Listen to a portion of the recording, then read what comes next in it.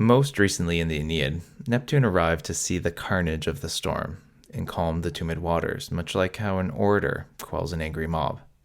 In the next set of lines, we turn our attention back to the wounded Trojan fleet. It has lost many ships, down to 7 now from the 20 at the start of the book, and it needs to find a safe harbor to lick its wounds and regroup. We begin with the weary followers of Aeneas, the Aeneadae, being a Latinized form of a Greek word, and that's why the nominative singular for this first declension noun is Aeneades. And while it technically is a patronymic, the sons of Aeneas, Vergil sometimes uses it for the Trojans, the followers of Aeneas. Look to the contendunt in the next line for the verb, and it takes the infinitive petere here. Litora here is the object of petere, and it's the antecedent of quae. Assume a sunt here to make the relative clause make sense. The shores, which shores? The shores which are closest. Libiae is a genitive qualifying the oras, and notice that vertuntur is passive. Again, we have a reference to shores, the oras, as ethnic borders, just like in the first line of the Aeneid. Now we start the famous ekphrasis of the African safe harbor. So an ekphrasis is a vivid description of art, and there's another famous one coming up in Book 1 when, spoiler, Aeneas arrives in Carthage and sees a mural. But it can also be used very frequently to describe a bit of geography, breaking off from the narrative to describe a landscape that itself is kind of like a work of art. And that's what Vergil's doing here with this locus, this place, in the deep recess. Like many parts of the Aeneid, this description is based on Homer's description of something. So here it's a port of Ithaca in Book 13 of the Odyssey. We start off with an insula, which, by the way, is the only part of this description that is different from Homer. And the objectu laterum is an ablative of means. So laterum is a genitive plural, by the way, by means of the projection of its sides. Quibus, ablative plural, on which, refers to the sides, the only other plural noun we have, and omnis modifies the unda in the next line. And the whole wave is the subject of both the passive frangitur and scindit. Ab alto is another use of ultum, meaning the deep sea. And this phrase here in line 161 is a little muddled in meaning. The whole wave splits itself into, and that's the in plus the accusative plural sinus reductos, receding ripples or bays. Vergil's point, I guess, is that the island at the mouth of the recess breaks the waves that come in from the choppy sea, thus creating calm waters for ships to dock. Next, we turn our attention to the land, Vastae rupes and Gemini scopuli, the rupes being a mountain ridge, and the scopuli being the peaks of the ridge at the end. Minantur is deponent, and it's related to the noun minai, like city towers that rise up in a hostile or threatening manner. In plus the accusative here means into again, by the way. Quorum refers to the mountains and qualifies the vertice. Here it's not a whirlpool, but the mountain peak. The ichor, the waters, are described here as tuta, safe, because they are guarded or protected by the geography of the place. More land description follows, and read an assumed est here, the scene or the stage or backdrop, if this were, say, like part of a theater. And silvis korouskis is an ablative of description. Korouskis perhaps shows that the trees are moving back and forth in the wind. And we have an atrum nemos. Don't read antrum, cave, for atrum, black, by the way. We'll get to the cave in the next line. A black grove of trees. And another descriptive ablative with horrenti umbra, which perhaps just reinforces the silvis korouskis from the previous line. This line has a chiasmus.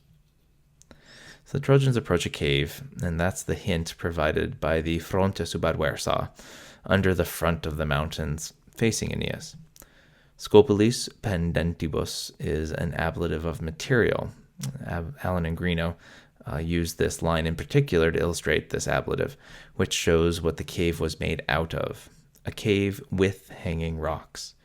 I guess that would be stalactites. Aquae dulces lie inside the cave, and dulces maybe from the perspective of the Trojans. After such a storm at sea, any bit of still water would seem sweet.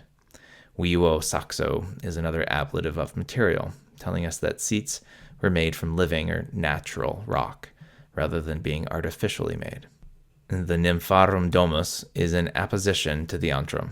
This cave is so mystical that it seems like the residency of nymphs.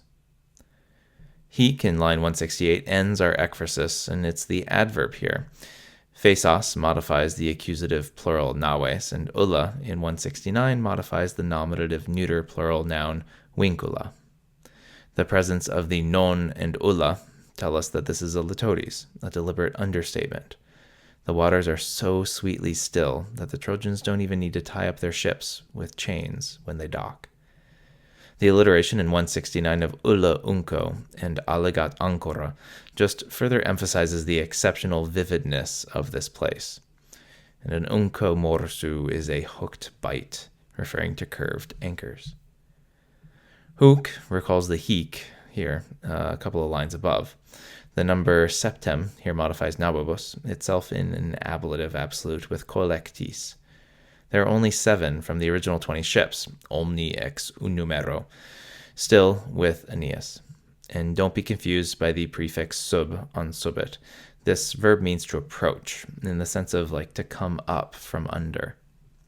Trois, a Greek form with the short ace in the nominative plural, is the subject of the deponent poteuntor. And this is a golden line. A golden line is a line of 5 words with the verb in the middle, adjectives at the beginning of the line, and nouns at the end, and as a synthesis. So A, B, verb, A, B, order.